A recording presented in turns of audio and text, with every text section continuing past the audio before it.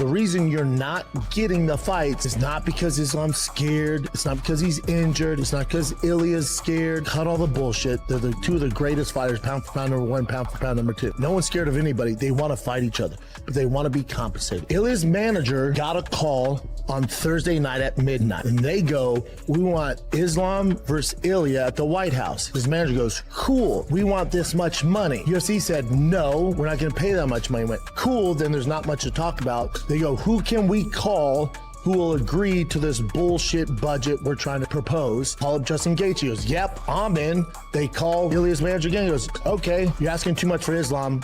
How about Justin Gaethje? He goes, all right, we'll do it for that. That's how that goes down. You said that you're ready to go up a division. There's a tweet from Ilya Topuria that he can go up the weight and he can beat you with no problem. What do you think about that?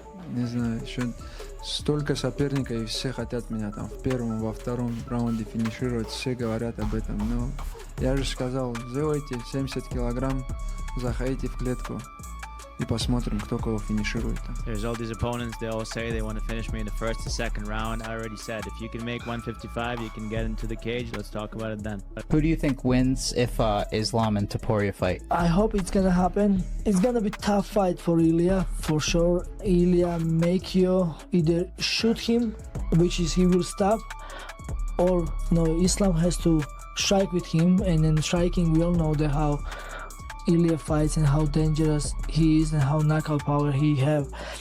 So it's gonna be a tough fight for Ilya for sure, like every fight is, but I believe he can finish Islam. The fight's off.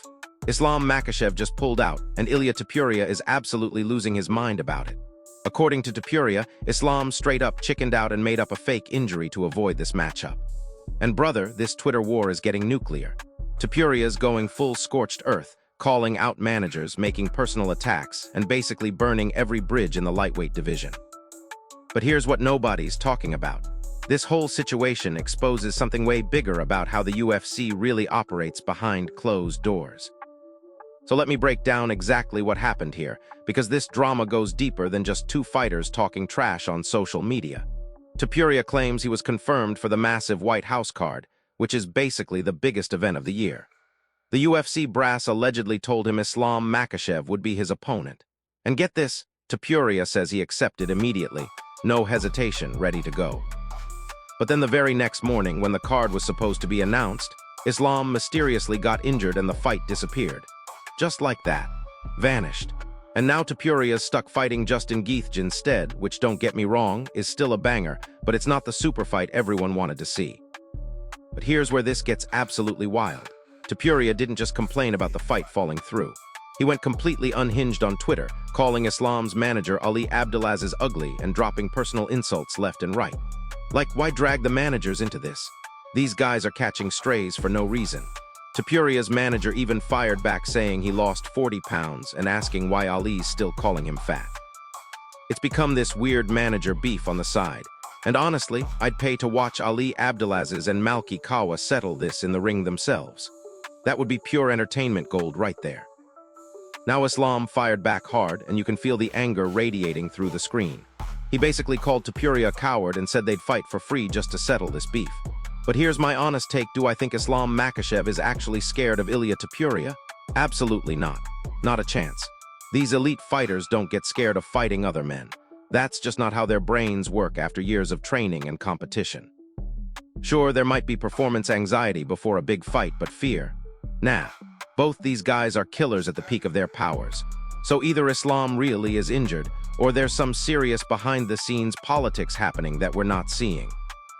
Listen, the fight that actually matters right now is Topuria versus Gaethje, and this matchup is absolutely terrifying for Justin. Topuria's knockout power is on a completely different level from everyone else in the division. Just look at his recent run. He flatlined Charles Oliveira, who had just dominated Max Holloway. Before that, he knocked out Holloway himself, making it look easy. And before that, he stopped Alexander Volkanovski when Volk was considered the best pound-for-pound fighter in the world.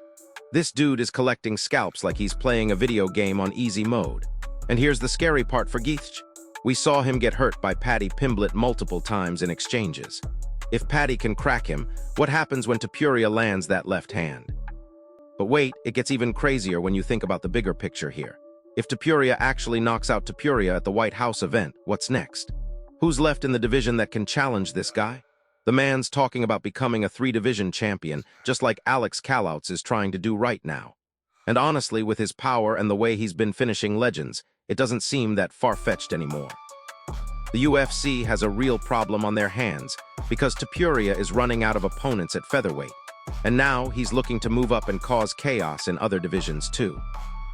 Here's what's really happening behind all this drama. This is about money, power, and who controls the biggest fights in the sport. Topuria knows exactly what he's doing with these callouts and Twitter wars. He's following the Conor Topuria playbook perfectly. Get in, get rich, get out. Talk trash, generate buzz, and force the UFC to give you the biggest payday possible. And it's working. The man's about to get his biggest purse ever at the White House card, and he's already setting up his next super fight before he's even stepped in the cage with Gaethje. That's smart business right there. So here's the real question that nobody's asking. Who actually wins when these two monsters finally step into that octagon? Because all this Islam drama is just noise compared to what's about to happen between Topuria and Gaethje. This is the interim championship we're talking about, and both these guys have the power to end it in one shot. Gaethje's got the experience and heart to pull off an upset, but Topuria's got that nuclear left hand that puts people to sleep permanently. One clean shot and it's lights out. Just ask Volk, Holloway, and Oliveira. This White House card is about to be absolutely insane, and honestly, I think we're watching a division get completely reshaped in real time. Drop your prediction in the comments. Does Topuria add another legend to his knockout highlight reel, or does Gaethje shock the world? If this breakdown opened your eyes to what's really going on, smash that like button, subscribe for more fight breakdowns, and hit the bell because this division is about to explode. See you in the next one. But hold up, because there's another angle to this whole mess that's flying completely under the radar. The timing of Islam's pullout is suspicious as hell when you really think about it. We're talking about a fighter who's never pulled out of a major fight before, suddenly getting injured right when the UFC needs to finalize their biggest card of the year. Come on. Either this is the worst luck in MMA history, or there's some serious backstage maneuvering happening that we're not privy to. And here's the kicker: sources close to the situation are whispering that Islam's camp wasn't happy with the financial terms being offered for this super fight. We're talking about potentially tens of millions of dollars in revenue, and if the split wasn't right, that's reason enough to find an exit strategy. Think about it from Islam's perspective for a second. He's the undisputed lightweight champion, sitting pretty at the top of one of the most stacked divisions in the sport. Why would he rush into a dangerous fight with a knockout artist like Topuria when he could wait for better terms or a more favorable matchup? This isn't about being scared. This is about being smart with your career and your money. But Topuria sees it differently, and that's where this whole Twitter explosion comes from. He feels disrespected, like he got played by the system, and now he's lashing out at everyone involved. The real victim in all this chaos might actually be Justin Gaethje, and nobody's talking about that angle. Think about what just happened to this man's career trajectory.